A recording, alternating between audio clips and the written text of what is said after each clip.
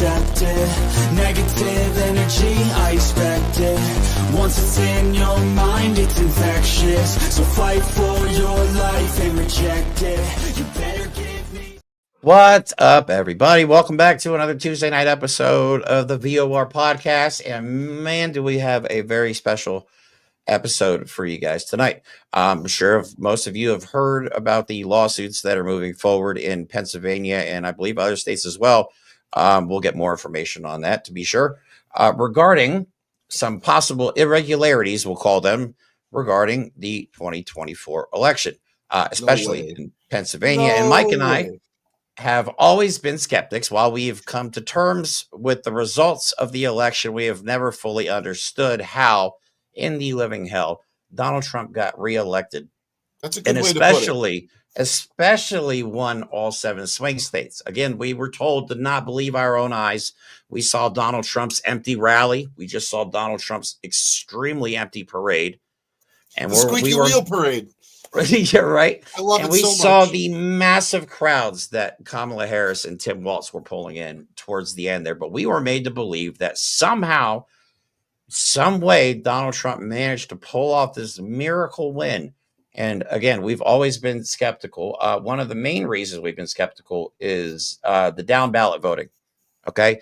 There are a lot of instances where Donald Trump won the state, but then Democrats all won down ballot. I don't know of any MAGA that would vote for Donald Trump and then Democrats. And I damn sure don't know any Democrat that would vote.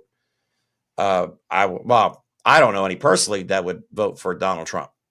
So it's always kind of bothered us. John Fetterman, he's on the fence now.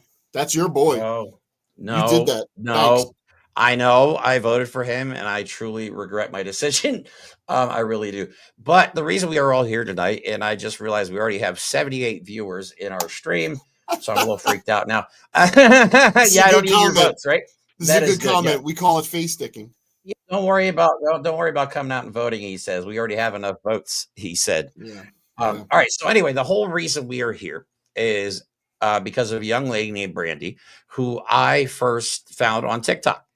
And she was making videos regarding something called the Election Truth Alliance, which I knew nothing about. But the videos she made were very informative. And the more I looked into it, the more I started to I always believed what she said just because she brought receipts with her. But the more intensely I watched her videos and the more intensely I started watching some of these lawsuits. But there are so many nuances to it and there's so much detail involved. Wait, I invited her on the show to talk about it. So what you're saying is that you thought something was interesting, you heard about it, you saw someone talking about it, then you did some research, and then you reached out to that person, and now tonight we have, I'm going to use the word experts. I know they're going to disagree, but we have people that know more than us to explain it to us. See how simple that is? Right. So she is the reason why we have our additional 2 guests. She was nice enough to offer us an opportunity to talk to somebody from both the Election Truth Alliance and Smart Elections. Probably a name that you're very familiar with if you've seen any of the recent headlines, especially the Newsweek article claiming that, hey, maybe Kamala Harris did win the election. We don't know. Regardless, though, let me first bring on to the show for the very first time and be nice to her because there's her very first podcast. She does videos all the time on YouTube, but we are fortunate enough to have her for her very first time on a podcast. Welcome to the show, Brandy. How are you? I'm good. Hi, it's good to be here with you guys. I'm super excited. Yay. So have you, before, because I've only known you from your videos regarding like the Election Truth Alliance and all that stuff, have you always been politically motivated or is this something new that you've gotten into? Or So I've always been very opinionated. I'll put that out there. we have that problem. Did not like Donald Trump since his first run at the office. I didn't like anything he did. So just watching him lose in 2020, that made sense, like after how he ran things. And then to see him get like back into the swing and be able to be elected again and watch him get elected after all the things that had come out and seeing the way people were talking, it didn't make sense to me. So I just started doing my own research. I came across the ETA and smart elections. And I also just want to say really quick to everyone, I apologize if I call them tests or start talking in like random code, because I have like trained my brain It's to say it TikTok that way code. from TikTok. So I Yep. mean election and voting if I accidentally say the word test. That's so Right. funny. No, seriously, you will Uh, have video suppressed if you use the wrong word on TikTok. It happens to me all the time, but I tend to just kind of fly off at the mouth sometimes too. So it's understandable. Some of this stuff makes me so angry that I just kind of, I lead with my emotions in a lot of my videos. So, but no, your videos are extremely informative. They seem to be very well prepared, and you obviously know what you're talking about. So you've obviously done the research. Yeah, like you So guys how? said, oops, sorry, it's No, finding go out ahead. Go ahead. something, it's being interested about it, and it's doing your own research. That's what I tell everyone to do. you know, Like, here's my opinion, but you should look it up and look into it for yourself, because you should form your own opinion on this information, but Right. read the information first. I And think please, oh, go ahead, Jeremy. oh, I just want to say, please tell everybody that Facebook and Twitter do not count as research. No, go to You their have to go websites at least. well, Yeah. other places. So that almost kind of dovetails to what I was going to say quickly is I am continually, I know, surprised at the intellectual stagnation from a certain side of this struggle we're on right now. People that don't look for challenged viewpoints, don't look to try and understand why they think what they think, why they believe what they believe, and they just go to echo chambers like Facebook, like Twitter, and I will always dead name Twitter. Okay. They don't want to be told they're wrong. They can't handle being told they're wrong, when I think I'll just say our side of things, the side of reason, the side of learning, is interested to know the truth of things. And if we're wrong, we want to better ourselves and correct our opinions. And I think that comes to the heart of what you're doing is as you're learning information, you're spreading that truth. And it's for other people to listen to what you say and do the research. And then that reinforces the truth as it's passed along. Yeah, that and like the numbers don't lie. The numbers and the data. Like neither of these two organizations have the solid proof they want, which is like what my goal is for them both. Like with getting this out there, I want them to get access to the paper ballots and be able to verify this. But my goal, like I said, it was just to get this information out there so that people knew about it and could see this and do the research and get the information for themselves. Yep. Right. And I think it's fair to say that if there was some irregularities, we should at least know about it and be aware of it so we can prevent it in the future. And what's the harm in checking? What's right. the harm in checking? The And laziness people have not to even just check. Like if you see something on Facebook that's like, man, the sky is green and elephants actually speak Greek, just oh my God. check that. Just That's check like it. that's like the video on TikTok, not to change the subject at all, but it kind of goes with this, of the girl that said like if you save a quarter a day for a year, you're gonna save $10,000, and people were like, oh my God, yeah. Do the math. Yep. Do the math. Yeah. So okay, let's math. get into it. If you would, Brandy, be nice enough to introduce our two newest guests to the show. Yeah, so I have with me today, I brought Lulu Frysat from Smart Elections. So she will probably talk about what they're doing because she's going to be able to talk about that a lot better than I can. And I also brought Lily McGregor from the Election Truth Alliance, and she's also going to speak on what they are doing. But both of them have a lot of information, and I really hope that you guys listen to it because I think that this is super important. I agree as well. So welcome to the show again. Also for the first time, Lulu and Lily. How is everybody? Let me go to the. Oh, sorry, wrong view. Let me go to this view real quick. We're getting dizzy. No, it's okay. Too many buttons to click. It happens. There are too many buttons. I just want to have everyone. How's everybody doing today? Great to be with you. Doing well. How are you? Good. A little stressed. You know, the world is kind of seemed like it's burning around us. I can't stop. I have to doom scroll for this. Quite honestly, the most incompetent administration in world history at the helm to lead us through all this. So it is a little bit of scary times. So I'm hoping you can bring a little bit of sunshine on my day with some hard data points that we can discuss and share with our viewers so they can, again, we're not telling you what to believe. We're just presenting data and then you can make a determination for yourself. That's what we try to do. And like at least a third grade basic grasp of how math works. That's it. That's all we have. All right. So I guess we'll start with who wants to start first. I guess we'll start with Lily. Well, Lily. go ahead. What do you want? No, I was going to say, Lily, if you would, why don't you give us a little background on yourself and how you got into, I guess, this path that you've taken now? For sure. Hi, everyone. It's great to be with you. I'm Lily McGregor. Generally speaking, my co-founder, Nathan, is the one who is in most of the videos, but he is away this week. And so I am stepping into those shoes. Nice. So thank you. My background is political science and history, as well as policy development.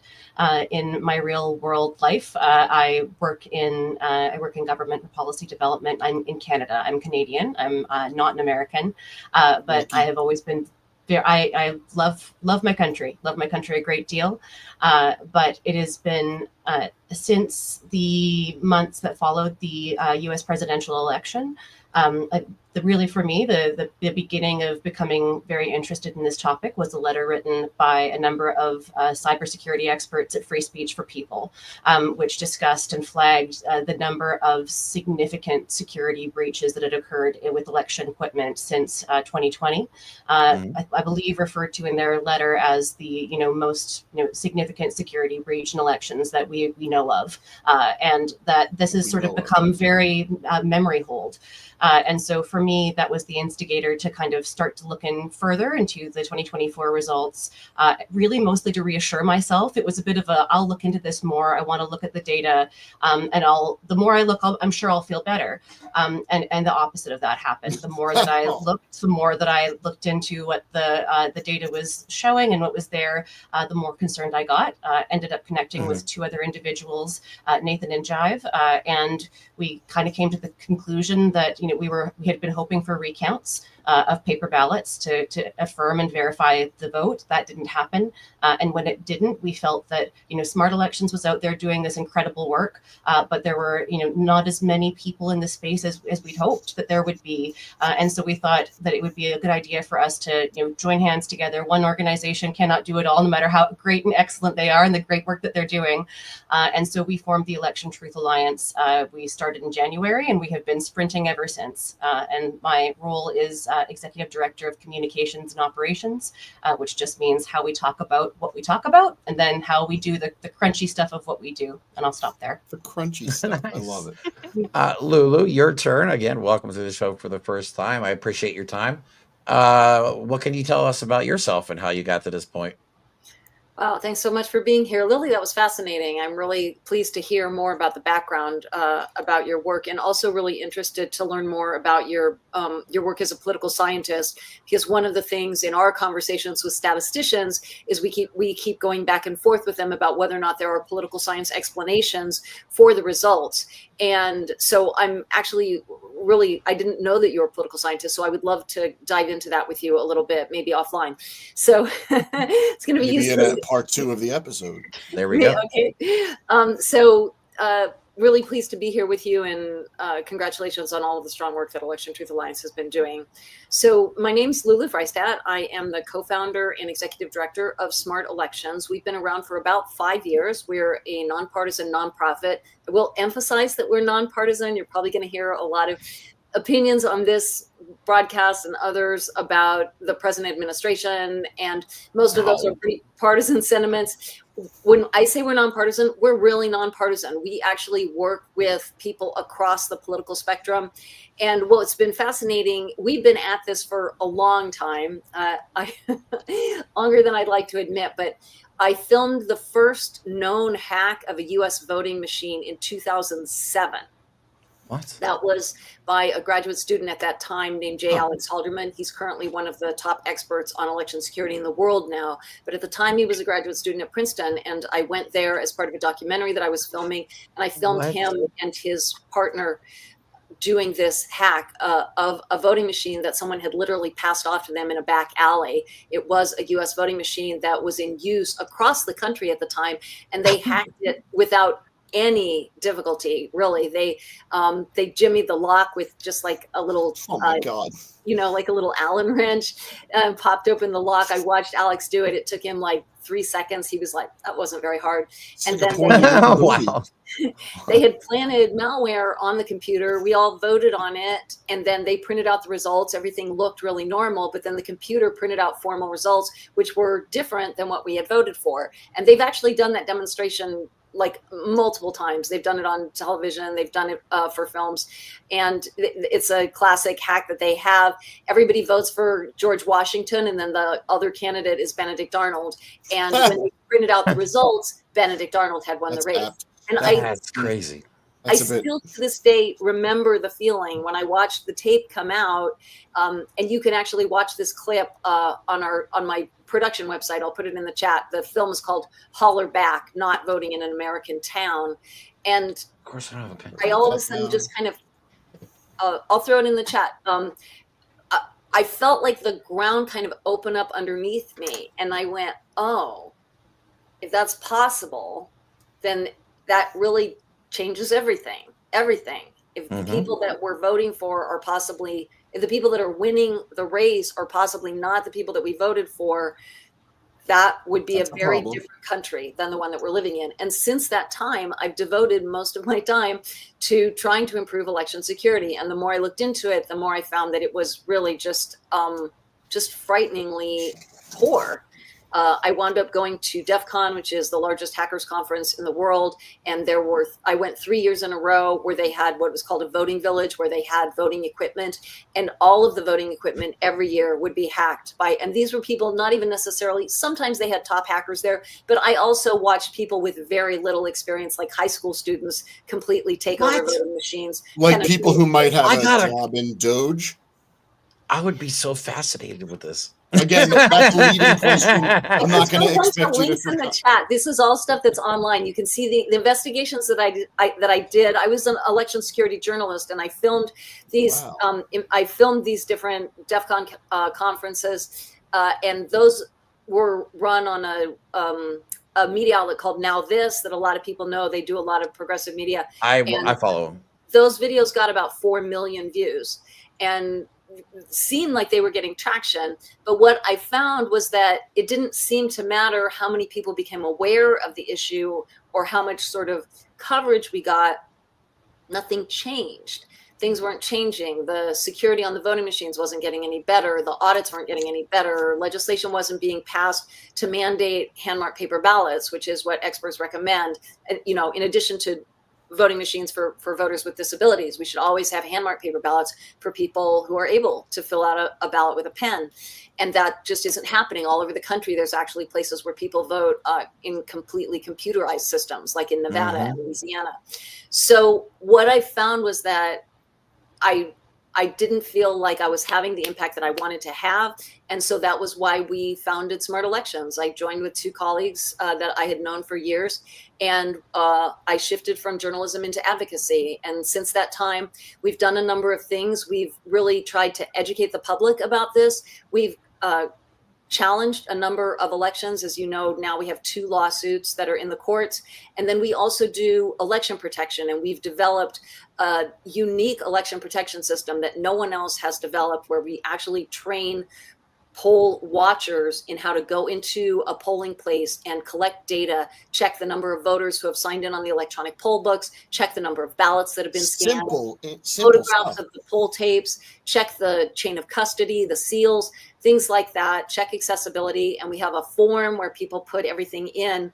And that's one of our actual top priorities now, is to spread that election protection program across the entire country.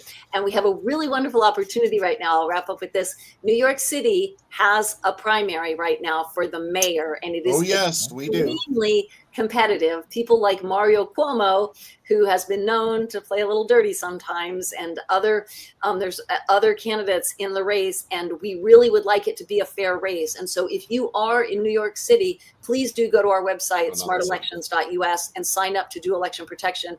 The early voting has already started, and so we are already training people, and you can reach out to us there and just sign up.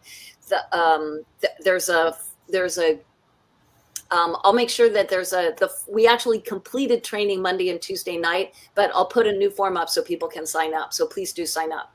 Okay, and just so everybody knows, real quick, I do have both of your websites in the description of this video. So if you're interested in receiving or finding any more information on all this, as well as donation information, because they are both nonprofits and donations are tax deductible. So please help fund this cause. This is about as noble as a cause as you can get in America. Comes to the core presented of to you. democracy. If you're gonna, Right, if I'm this not is being literally hyperbolic, it's literally the core of our democracy. Right, because if this can happen once, it can happen again. Because Mike and I have always said that these folks act like they're never going to lose again, and that bothers me. Said as such. I mean, you know what I mean? They've been telling us this last year and a half leading up to the election that they kind of knew they were going to win, that they kind of expected that they just had to get over this hump, and then everything would be smooth sailing for the future. Mm-hmm. So again, we know everything that bad people do, they telegraph, they project, and maybe this is just one more example of it. But I think what I'm hearing so far is that, along with many of the problems on, let's just say, a progressive-minded side, because I know we're going to be leaning towards not a partisan viewpoint, but we're going to speak it real from our perspective. There's two sides to this, and one side is looking for a way forward, one side's looking for a way back. Mm-hmm. The way back has great rhetoric, great ways to get people to the heartstrings, to have them turn their brain off and make them feel like they need to move backward and protect the old ways. How do you make numbers sexy? And I hate to use that phrase because it's so stupid, but like, we're at a point now where we have a reality show president. How do we get people to listen to numbers? How do we get people to look at the facts, right? Like you both said, the facts don't lie. So Brandy, this actually comes to kind of, I think, where you're influential in that you look what they're doing and you find a way to bring it to your viewers. So like, how do you find a way to get people interested in numbers and facts? Because a lot of people aren't. I mean, I just think a lot of it is people care about this and they want something to be done. When I'm like talking about these numbers, like I'm a lot of the times just reading articles that people have published. Like I've read the Election Truth Alliance's articles on like TikTok. And when you're just sitting there, like the one, something just came out today with, like I said, Dr. Walter Mebane. They're talking about like potentially 220,000 like altered, like manipulated, manufactured, whatever, what have you, votes in Pennsylvania that are not kosher. Like how could that not bother someone? How can you sit there and be like 220,000 people chose one person and it possibly went away or went to somewhere else? Yeah. Like how is that not bothersome? I don't know. It's the same as all these other little things. How do people not just see the clear reality of fact? I don't know, but I guess when you're so obsessed with that cocoon you put around yourself, or the cage you allow yourself to be put in, you don't want to hear facts that will change your opinion and scare you into realizing you've been duped. I think Go ahead. It's really important. Brandy brought up Dr. Mebane's report, and I would just love to emphasize that because most people probably have no idea who Dr. Walter Mebane is, but he is one of the leading statistical experts in the country. I believe he's at the University of Michigan. Yep. And he has come out now with a report, and Lily will be able to speak about this much better than me. The Election Truth Alliance is working, collaborating with him. But Lily, why don't you tell people a little bit of what Dr. Mebane's report has said, because it's really remarkable. I have never seen an academic statistician actually come forward and say he thought that there had been fraud in a U.S. elections. This is really a milestone. It's remarkable. Absolutely. And I'll add that these are dense reports. So the content hard to read. They're hard to read. They are complex. It's the kind of thing where we have multiple data analysts and statisticians on our team, and we will run these reports past 5, 6, 7, 8 of them to make sure we have come to both an understanding about what's been shared out, in addition to speaking to Dr. Mebane about what it was his intent when he was writing things out. So I'll briefly just say that the reason we got in touch with Dr. Mebane was because we were a little confused at why we were seeing some things in the data, and that we knew that there were these experts out there, including in the United States, and we were wondering why, like what's kept them from coming in and sharing this before we did. Like how did we be the ones that sort of wandered out and got that information, and maybe are we missing something? And so we wanted to reach out to him to confirm that our analysis was not totally off base. We wanted his expert eyes, and he was very generous very generous with his time, and a very enthusiastic man who is, deeply cares about elections, has spoken internationally regarding his method of analyzing elections for concerns in many countries, and who is very excited to talk about the thing he's interested in. So I love we had a kind academic. Oh, me too. He emails like a university professor, and I say that in the most absolutely loving way, the best.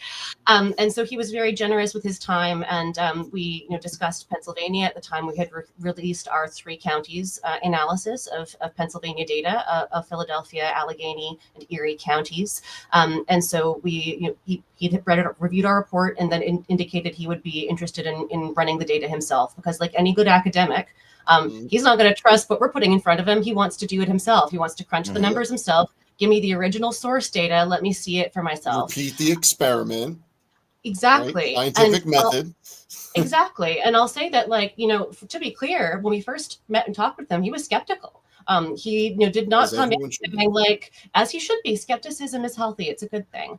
And we said, absolutely no problem. The nice thing about when the data speaks for itself is that you don't have to do a lot of explaining for it, except to translate what it means, because you can just give it to someone and they will, here's the original source on the state and county website. Go for it. And he dove in. And when he shared that first report out, that was on the 3 counties in Pennsylvania. And now, in addition to that, because that was just 3 counties, he has followed up with another report of, because what he saw in those 3 counties was interesting enough that he said, I want to look at the whole state. And so he went and has looked at all of the 67 counties, the data that is there, and has now come out with a report that indicates, he provides several ranges of confidence. So like any good academic, he's not saying, it is exactly this number that is going to be that, that would be outrageous. He's provides several. Got to be careful with the language and the claims. Careful. Could you walk us through his findings a little bit? I know I'm really interested. Yeah. I love that. I love that you are, Lulu. I love it. We're geeking out in live time here.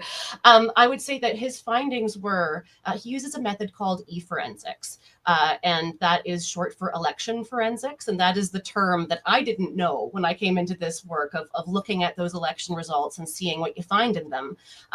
And what he saw and found was indicators that there were, he uses a term called malevolent distortion of voters' intention. And he makes clear he has a different paper where he really gets into what that methodology is and what that term means. And what he makes clear is this is not about an error. It's not about mistakes in process. It is about it is a malevolent intentional distortion of a voter's intent. Yeah, of their intent. That's getting towards crime language. And he, it's very carefully chosen language. And what he does say in another one of his papers where he really gets into the methodology is that that he would say that these malevolent distortions are often, you can have actions that are taken by dictators in authoritarian countries would often count as this. So if we think about Russia, we think about Georgia, we think about situations where where there has been the intention, whether it's stuffing handfuls of physical ballots into ballot boxes, or erroneously reporting results, and it's making it so that what is being reported is not reflective in some way of what those votes were when they were cast. And he provides a couple of different ranges of confidence. And what I thought was really interesting, a couple things about this is that he doesn't say up to. There's not an up to language. That was something that when we were reporting out on our press release, we had to keep on pulling out up to, because people would understandably say, up to 225,000 votes. And we had to say, he actually doesn't say up to, he just says possibly this many impacted. There is a different connotation. So there is. What's the maximum? He's saying there was 220,000. He doesn't even say maximum. He just says possibly 225,000 is his high range, and then his low range. And what's the margin of victory in Pennsylvania? 121,000. Huge. So what's the low range? What's the low range? And what's really interesting is that for that first 3 counties analysis, one of my statisticians explained to me that the interesting thing about the difference between these reports is that in the first one he said, well, it could be this many, but it could also be nothing. He doesn't have the it could also be nothing in the same kind of way in the second report. He basically says minimum 25,000 that he believes would be. He hasn't used the word minimum. I don't want to use wrong words, put those in his mouth. But it's that range of 25K to 225K approximately. Right. And what but even he if says it's there is that the language he uses is it's a close call, no matter what his range is about whether this election was decided by the voters or by malevolent distortion of their intentions. That low end is still a quarter of the potential, like low end of that original. Like I can't even of the margin. I mean, like that's still a significant number. And the fact that if you're looking at there's 67 counties across Pennsylvania, is that what I'm understanding? That's so right, if he saw something in 3, and in his experience and wealth of knowledge, 3 was enough for him to go, that shouldn't happen in 3. Let me look at all 67. That means that what happened stuck out more than a sore thumb. That's interesting. See, I think that's a significant number because we've covered the Heritage Foundation at length. They are number 1 on my shit list right now. And they even admitted, because they claimed that they closely watch election fraud in over 40 years, they probably didn't even find 10% of what you just said, the 25,000. You know what I mean? I can't remember the exact number off the top of my head, but you know what I'm saying, though? So the fact that there is this high of a number is extremely concerning, especially when somebody who claims to be watching election fraud for decades has only found quite literally a handful of cases. So I think this is definitely. And in our view as Election Truth Alliance, that is more than enough for us to say this justifies an audit. This justifies an audit. We should. Absolutely. There are officials that have the authority. The Secretary of the Commonwealth in Pennsylvania has the ability to initiate an audit, and then there's other ways to get there through the courts as well. But that is a significant number no matter what. And obviously it's not an exact science. And that's why auditing is important, right? Like the point is not to accuse. The point is not to be specious about what we're saying here. The point is this is a worry and we think it is worth auditing. Right. Just to verify. And again, I mean, it's worth pointing out that they could do an audit and find out everything is okay. Wouldn't that be great? I would love that. That's a great outcome. And then we could finally put this to bed. But I think this is worth pursuing to put it to bed once and for all. Do we have secure elections or do we not? Because I know we also have on here, because I know a lot of people want to know about Elon Musk and Starlink and how they could possibly be involved in something like this. The one thing I can say is this would require people with hacking skills, technical know-how, obviously sometimes apparently very little, but this would also require a massive amount of money. Money. And I'm sorry, Jeremy, I feel like I know where you're going with this. Right. Somebody had just a ridiculous amount of money dumped into their campaign. And I mean, but again, you can't pull this off without money and both the technical know-how. Let's have a short bit of fun before, because I got to tell you, I could listen to this all day. It's fascinating, and we are going to literally get more of it. But I want to hear of what's happening right now, what's going on that is actionable information, because we can speculate all we want. So I want to go through a couple of things that have caused Jeremy and I to go, that's weird, that's strange, and also have a little bit of fun with speculation before we dive into the facts of what are going on. So, and opinions, chime in, because this is just some dumb stuff that we've been thinking for a while. So I showed this one earlier and Jeremy talked about it. We've been talking about this forever. Democrats did better than Harris down ballot, providing a glimmer of hope. Sure, great. Democrats minimalized Senate losses and created possible gains in House, leaving key questions. Why did Harris and GOP candidates underperform? That's diametrically opposed. Why did Democrats win Senate races in so many states Trump won? Well, you basically got a red president and down ballot, blue one. Why? Well, we talked about the swing states, right? There is, and I know I am completely exaggerating, I'm going to just go out on a limb and say there's very little statistical possibility that Donald Trump won all of the swing states. I don't see it. And we're talking about from watching people leading up to it, watching rallies, watching voter turnout. And also, no, there's no way that was a big flip. But if this was a huge red flag for me. It was, if the numbers say, then that's what happened. We're not going to dispute numbers. We might have theories and we might have opinions, but whatever the numbers say. Now, here's a good speculation, because I think we all know that if there's some things going on with hacking, there's probably a good suspect. That's Jeremy and I speaking. None of you. We're not going to speak for you. So, fact check. Was Elon Musk's Starlink used to rig the U.S. election? Did the tech billionaire really use satellite-based tech to steal the election for Donald Trump? No. Voting equipment is not typically connected to the internet. Okay, great. Some social media users have found an explanation for Vice President Harris's loss. They say billionaire Elon Musk, Starlink technology manipulated votes.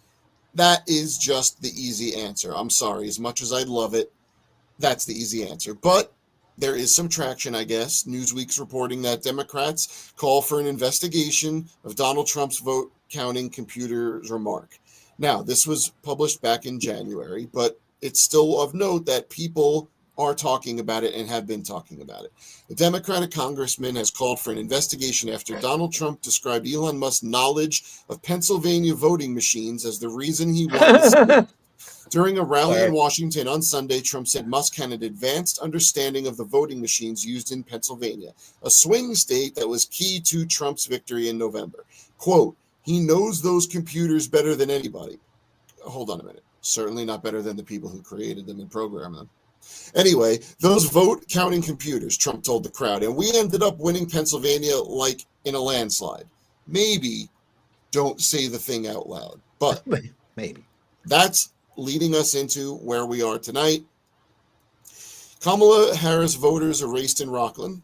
New York lawsuit to probe vanishing ballots. What we know so far. Okay. Here's a Newsweek article from a couple of days ago. 2024 election results under scrutiny as lawsuit advances. Smart Legislation, the action arm of Smart Elections, nonpartisan watchdog group, filed the lawsuit over voting discrepancies in Rockland County, New York. Judge Rachel Tangway of the New York Supreme Court ruled in open court in May that the allegations were serious enough for discovery to proceed. So something's fishy. Let's see what's out there. The lawsuit could renew debate about the 2024 election, though it won't change the outcome since Congress has certified the election. That's an interesting point. Even if we prove it, will anything happen? I don't know. It's hard to say. Hard to say at this point. But it's unprecedented, at least. Do you want some details about that? About I was going to say, please fill us in. Details. It's your show now. As much data as we can possibly take. That's our lawsuit that the Newsweek article is referring to. There's actually 2 articles in Newsweek about that, and also more about some other research we did about this testing lab called ProVNV. So I don't know if we have time to get into that, but we can certainly start with the lawsuit. Yeah. And again, I'm just going to say, because I know people don't always watch until the end, but lawsuits are expensive. And we are raising $100,000 right now to try to pay for the lawsuit. So if you're interested in this, and if you're interested in supporting this, please do go to the website, smartelections.us, and please do make a donation. It's tax deductible, because we really, really do need your support. So thanks so much. And with that, I'll give you some information about it. I think I had given you the slides that we had. Is it this one you wanted me to pull up, or is it the other one? So no, I think this is a good one to start with. So don't be freaked out. It looks complicated, probably less complicated than Dr. Mebben's work. When you start to dig into this, it's actually fairly straightforward. So the first thing maybe is just to explain to people what drop-off is. And I actually probably should have put up our website initially. I think I can share my screen if I have I have this queued up on our website. Are you seeing that? Let me see. I don't see it. Let me try again. I'd just like you to see maybe the website. Yeah, there we go. That's what I wanted to show you. Nope, sorry. Website up for a minute. It dropped off. I'm sorry. Could you add it one more time for me, please? Oh, yeah. Let me just try one more time. I must accidentally. There it is. All right, I will add it to the stage Okay. now. Here we go. Right. So one of the things that Lily was talking about is that we started this work immediately after the election because there were immediate reports coming out, actually initially from a security expert named Stephen Spoonamore, and we wanted to validate whether or not what he was saying was accurate. And so we went to work immediately. We have a data team with quite a few data analysts and just people with a certain amount of data skills, and we pulled down the election results as Lily had said in 17 different states, and we compared the top of the ticket, that would be the president's race, with the down ballot race, and we wanted to see the difference. And I think, Jeremy, you were talking about this earlier. It was one of the things that concerned you. And what we found over and over again is that on the Republican side, Trump was what we call overperforming. So you see that big red bar on the left, that's in the swing states. So that's the number of votes in all of the swing states that President Trump got that were more than the Republican down ballot candidate, which is usually like maybe the Senate race, sometimes the attorney general or the governor. But it's you would think of those two races as going generally hand in hand. Generally, the president might get a few votes more than a down ballot race, but to have someone so overperforming in such an exaggerated way was the other thing. I'm sorry, that was the other thing that bothered me. Some of these ballots, it seemed like they voted for Trump and then nobody else. It's hard to say until you actually get into the cast vote record or actually see the actual paper ballots or the digital ballot images. It's one reason that we've asked for a full hand recount in Rockland County. But what you see with that big, tall red bar is an overperformance by Donald Trump over and above his Republican counterpart, his Republican senator. And then what you see on the left in that little tiny blue bar there. Are you seeing my cursor? I don't know if you can or not. I don't believe so, no. It's not showing up. But on the left, that little bar that actually goes down below the zero line, that's because in race after race, this was in the 6 of the swing states that we looked at, Kamala Harris was actually getting less votes than the down ballot Democratic candidate. So usually, again, the Senate. Doesn't make sense. And in New York, it was quite extreme. And so we looked at the New York races in particular because we had some context here. I live in New York, and there were some other anomalies that we found in addition to this. So just to be clear, this is what drop-off means. Drop-off means we're measuring the difference between the presidential performance and the down-ballot performance. And on the Republican side, it's positive. There's an over-performance by the president. And on the Democratic side, it's negative. The president is getting less votes than the Democratic Senate candidate or the Democratic down ballot candidate. It doesn't That's quite not make going to sense. happen. It's just unclear why Kamala Harris would have gotten so fewer votes in state after state after state. She actually did not do that much worse than Donald Trump in the overall numbers. She got 1.4% less than Trump in the overall national numbers. So it doesn't quite correlate. It just doesn't make sense. So then when we went into Rockland County, we found some extreme numbers in Rockland County. So can you pull up the next one, Jeremy? That was the one with all the dots. Yeah, this one that I want to show you. So what we did here, or what a statistician that we worked with did, is he compared the drop-off from 2020 with the drop-off from 2024. And what we found, if you look at those straight lines, those are trend lines. The little dots are each individual district, what the drop-off is. And the red little circles are the Republican drop-off, and the little blue circles are the Democratic drop-off. So now the zero line is going to be where your down-ballot candidate is. So if it's below zero, that means the presidential vote is below the down-ballot candidate. And if it's up above zero, then the presidential candidate is above the down-ballot candidate. Whoa. And then what you're going to see here, if you look at this, you're going to see that in 2024 and in 2020, Trump was always above the down ballot Republican. See, there's a red line that's straight and a red line that's jagged. Those are if you look at your little legend there, 2024 red is Trump in 2024, and 2024 jagged is Trump in 2020. He's performing about the same, right? You see those two lines, they're almost on top of each other. Yep. Yeah. And he's well above the down ballot, well above zero, well above the down ballot candidate. If you look at the blue jagged line, that's Biden in 2020. He is also well above the down ballot. And both of those are typical. It's typical that the president gets more votes than the down ballot race. But how is she down there? When you look at 2024 Democratic, that's the straight blue line, and you see that it's below zero. And this is very, very irregular. If you look at the text, this is not typical. And in particular, it's not typical in comparison to the 2020 performance. In 2020, Biden was well above the down ballot candidate. And in 2024, Harris is below the down ballot. And the statistician actually calculated the likelihood of that. And it's a p-value of 0. A p-value of 0 is crazy for anybody who follows statistics.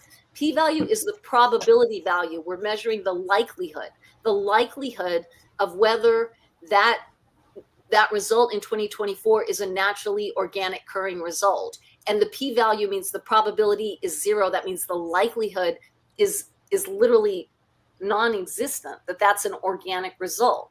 These are remarkable analyses when you're getting this type of difference. And these are not just the areas. There were areas where Kamala Harris got 0 votes. And I don't want to get into that too much because it's actually pretty complicated.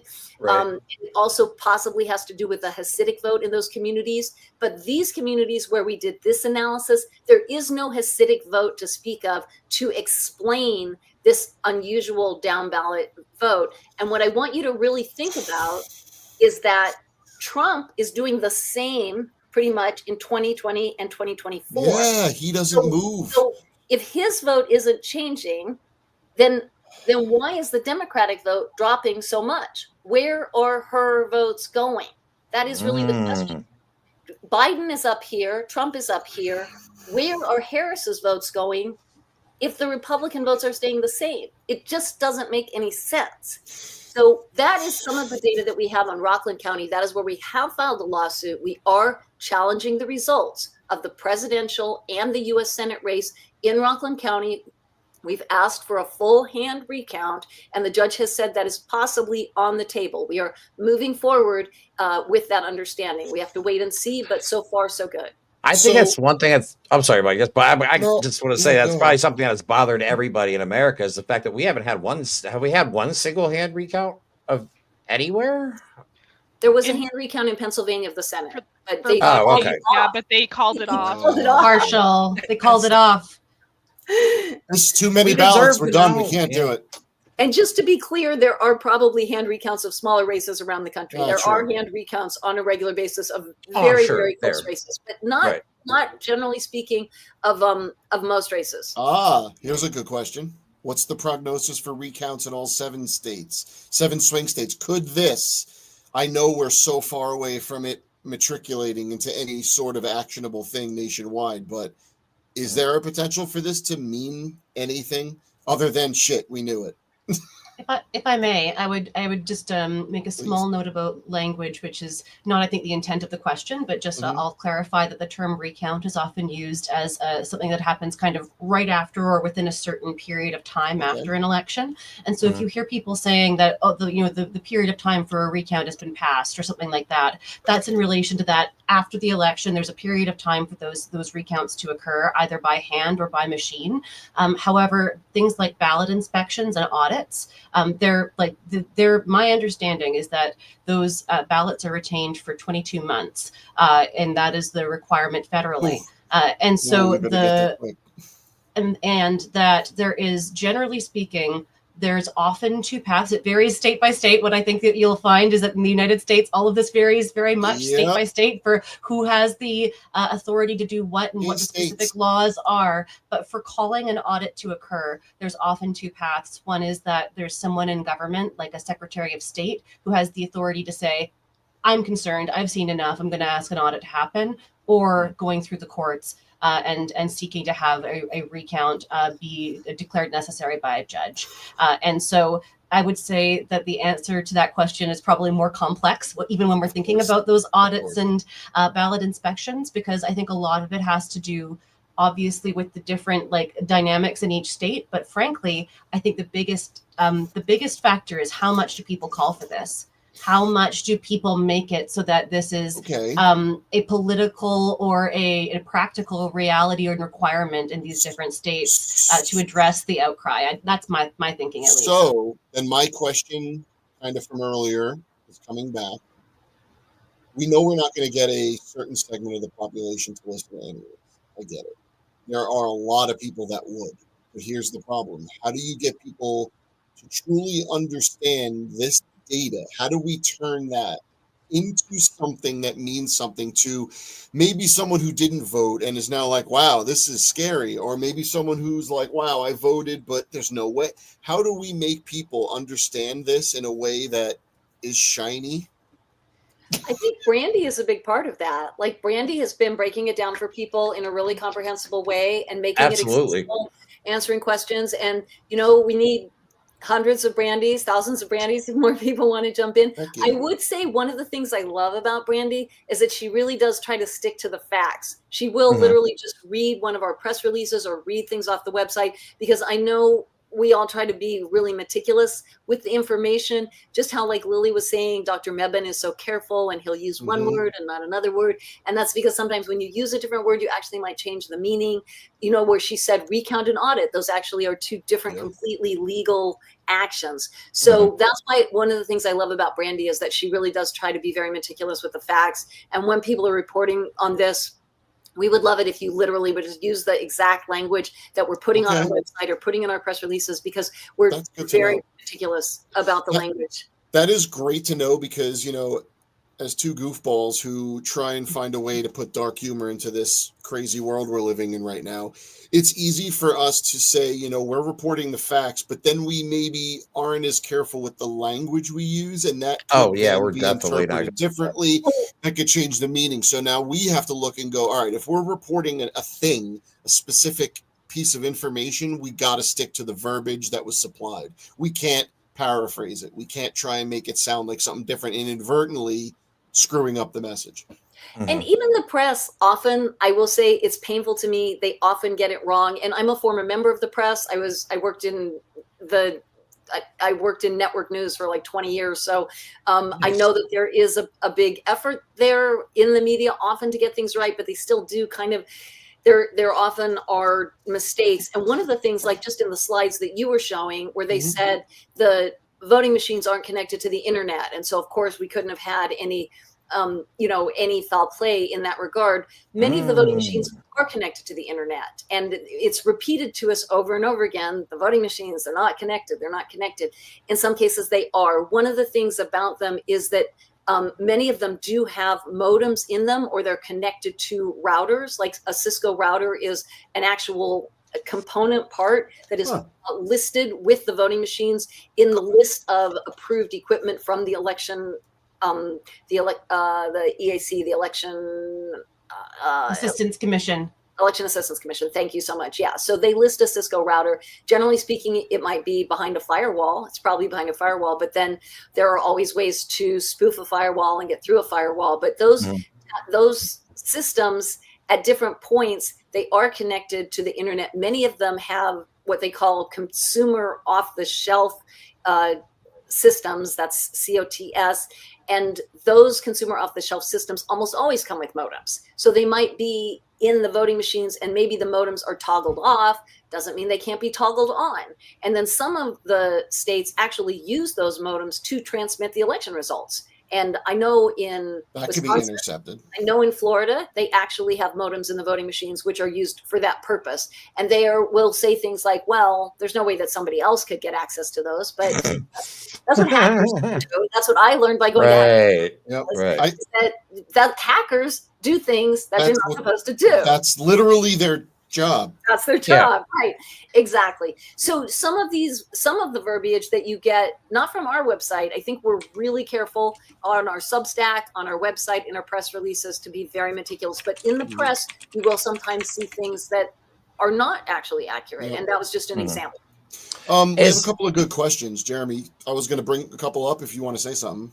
Yeah, I actually had a question. What would be the likelihood if, say, somebody were to gain access to the voting machines prior to the election? Because I think a lot of people are focused on hacking during the election. They but think have it's not all yet clickety considered- clacky. Right. Have not considered, because I don't know anything about how voting machines are maintained between elections. You know what I mean? Is there a possibility that that is the scenario, or am I just reaching Are here? they locked up in a safe, or they kept in a public storage that you could, like, hairpin it? If I may, I think Lulu probably knows more about this than I ever could, but I will point people to a wonderful, wonderful resource, which actually references someone who you mentioned, Lulu, earlier, J. Alex Halderman, who you mentioned, he has become one of the preeminent experts in election security for machinery in the United States. This is evident by the fact that he gave expert testimony to a bipartisan U.S. Senate committee on Russian interference in the 2016 election about exactly this topic. What are the avenues and the ways that you can interfere with machines? And it's one of the, in my opinion, well, and he has some of, I think, the best, clearest language. It is so straightforward, to the effect of, under the hood, tabulators and voting machines are computers. They are susceptible to the same things that computers are. They're often out of date. And one of the things that he mentions in that expert testimony, we have it linked on the Election Truth Alliance website under other resources, but that we've web archived it because they've been taking down some of those sites that speak to this for the U.S. Senate site. But there is a really good point where he talks about there are a lot of things that can happen. Like, what if you compromise a vendor? There's really only so many vendors in the United States for different kinds of machines. You could conceptually have a massive, security breach or issue that even theoretically the vendor didn't know about. And I would just also add that, we know because of court filings that came out of places like Georgia in 2021, 2022, that there were very significant security breaches wherein bad actors had access for 3.5 years to the software, the machinery for tabulators, voting machines, electronic poll books, everything. And if you know a hacker, like, what can you do if you have the tech and the software for 3.5 years? Like, you can do a lot. And so I just wanted to add and sort of put that out there for Dr. Halderman's testimony, because it's in my opinion, it's one of the best, clearest pieces on this. But I do want to give space as well for Lulu to hear anything that you wanted to add on that topic. I'd love to. I put another website up there if you could grab it, Jeremy. Do you see that? Ooh. Yeah. So this is the Substack that we did in February that actually just started getting a lot of traction. A bunch of people read it and interpreted it. And there's some interpretations that really are stretching the bounds, but even you don't really need to stretch the bounds. The actual facts are actually sort of horrifying enough. So this is, Lily was talking about testing labs. There's actually only 2 testing labs that test both the voting machines and the software updates. And one of them is called ProV&V. And ProV&V is actually the testing lab that does the most testing, most of the heavy lifting. So like in 2024, they did 21 software and firmware updates, whereas the other lab, which is called SLI, I think only did 4 or 5 updates. So most of the updates are from ProV&V. And what we found was that their website was literally disintegrating. This is literally the front page of their website in February. It said, "Hello, world. Welcome to WordPress. This is your first post. Edit or delete it, then start writing." It's like a 13-year-old blogger had hacked their website and then gone to sleep.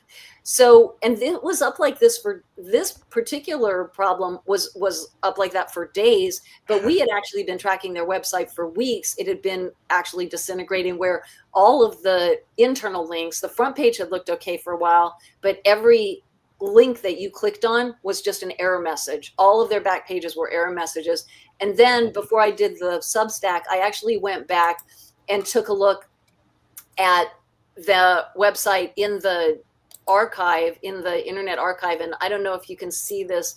I might need to maybe blow it up a little bit, but this is like July 9th, Can you see that? Their front page was just a total error message. That was in July of 2024. So from July of 2024 to February of 2025, one of the only 2 companies that tests voting machines in the country was literally disintegrating. It was just a series of error messages. And then we went and started to look at the actual updates that they had done. They did updates on all of the major voting systems throughout the country in 2024. We had found 4 at that time, and then we went back recently after all the press and we found 21 total. But in this post, we talked about 4. So this one they were in March. I think we have the dates, like from March to September of 2024. This one was on all of these different Dominion systems. These are, if you know Dominion, these are most of the Dominion systems, 5.5, 5.5, 5.6, 5.10, all the way up through 5.17, 5.19. That's most of the Dominion systems. And then if you look at, they also did most of the ES&S systems. This was an update that went to all of these. This is EVS. That's it's the EVS system. It's ES&S, election systems and software, is one of the, it can get a little bit confusing. There's 2 major voting machine vendors. That's ES&S and Dominion. Then there's 2 testing labs who test the voting machines of ES&S and Dominion. So I hope you're still with me. Yep. So this particular update went to almost all of the ES&S machines. You see this election systems and software, and then you have all these different versions. That's many, many of the versions of the ES&S systems. This is a company that can't even keep track of its own website. How do we feel that it has robust enough security to guard the software and firmware updates for all of the voting machines, or most of the voting machines throughout I'm getting nauseous. One thing that I do want to clarify here is that there was another Substacker who sort of took this information and ran with it, and then a bunch of other websites took it and ran with it, and they keep saying that these changes were made to the voting machines in secret and that no one knew. And that's really not accurate. So there's a whole process for these updates. They are approved by the Election Assistance Commission. They have a technician who signs off on them, and there's a certificate for each one. But we don't feel that that process is robust.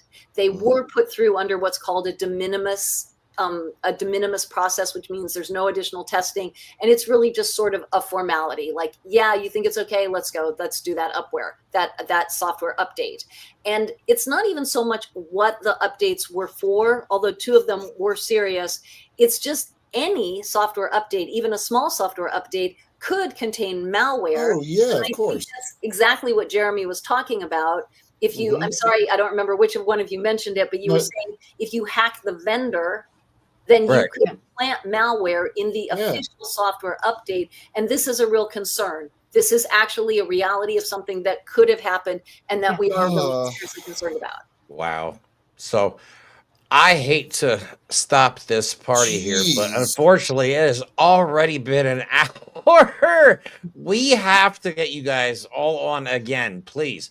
If I'm understanding right, Discovery happens in the fall. Do you guys know of an exact... What is it?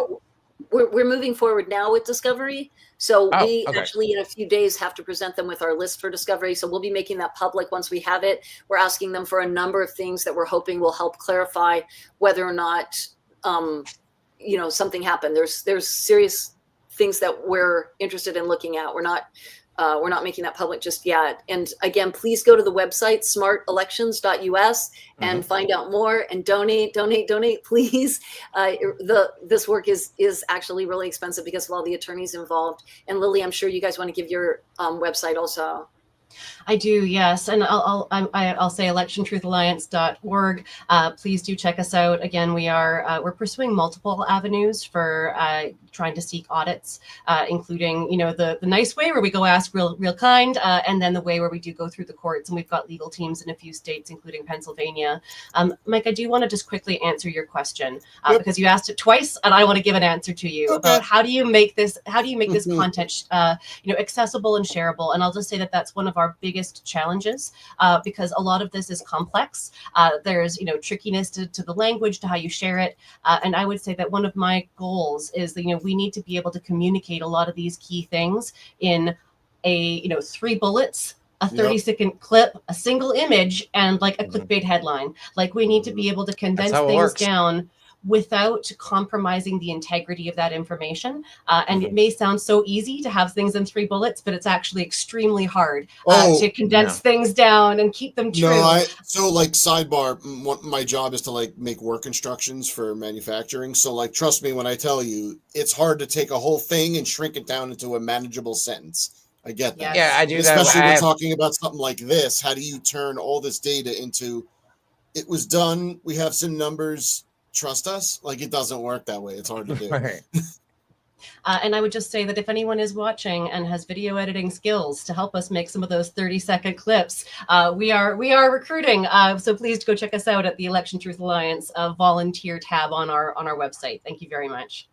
I know if I had more time, if we ever, we want to get more involved in every possible way. So we are also looking for funding and sponsors and stuff like that. So I do video editing. So if there was anything I could do to help in the future, if I'm able to free up some time, because we are focusing on this all the time now, but we want to focus on it even more. I'd love to address Kiki's question. Will there be a link to share this replay right after this? The YouTube, it just becomes a video. That's it. Yeah. It just goes right over into our live playlist, and you can share it, watch it, comment, and sharing it on other platforms helps us. Any interactions? I mean, this is the biggest show we've had as far as live viewers at once. So I want to thank you all for that.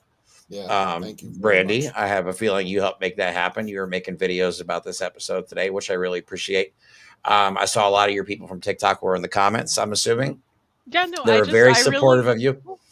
I just want to say thank you, like, for having me on. Like, I really wanted to get this information out there, and I wanted to have both Lulu and someone, like, basically just someone from each part be here, because both of them are doing very different things, but everyone's kind of coming to the same conclusion here that something is off about this.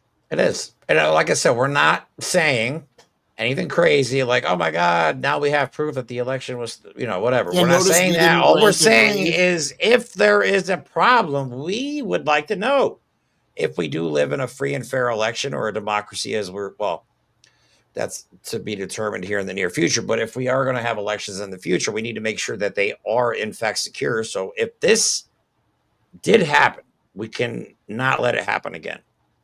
Absolutely. Or what's the point of democracy? What's the point of elections if we can't guarantee that it's 100% secure? So this is definitely something worth pursuing, and I appreciate all 3 of you for doing what you're doing. I think you're providing anytime. We'd love updates. We'd love to know what's going on. We'd love to follow this. ETA has merch. If anybody wants to represent the ETA, there is merch out. You can get a T-shirt. Yep, on the website. You have merch. Who doesn't like merch? Everyone loves merch. I think our volunteers have gone for the first round of merch buying. They were so excited, but everyone else is welcome to join too. We do indeed have merch. Absolutely. And really quick, everyone really looks smart because you guys have donated I think now a little over $50,000 in like 2 weeks. Wow. So if you guys keep that up, I think that they will get to the goal by September. So please keep donating to them. Every dollar helps. We're so grateful. Amazing. We're on our way. We're at 58,000 in 17 days. So it's going up. Thank you to everybody. So many people are donating even multiple times. So many people are sharing the information. We're incredibly grateful. And we're going to be putting that money to good use. #$ dollar for democracy. Absolutely. All right. Well, that is all we have for today's episode. I promised you this is going to be a good one. I learned a lot. I'm sure Mike can say the same thing. We hope you learned a lot as well. I gotta process this.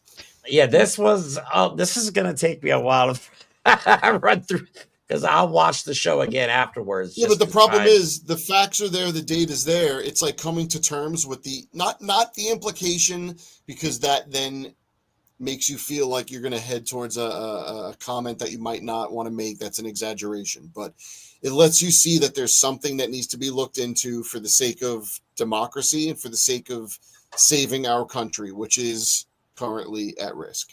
And this is the work that needs to be done, that is going to be, unfortunately, probably thankless and historically critical. So I thank you two for doing what you do. Brandy, thank you for bringing all of this to our attention. Yes, please. Thank you. I mean, Pleasure to be here with you. Thank you so much. Yeah, yeah, thank you, I had a everyone. I'm really so good glad. time. So everybody, again, I will be on tomorrow doing our live news recap at 6 p.m. I'm sure there's going to be a lot of news coming our way tomorrow. So keep an eye out for that. I'll post the link for that sometime in the morning. Love you all. Thank you all for the support. Ladies, thank you so much for all the information. I really appreciate your time. And other than that, everybody have a good night.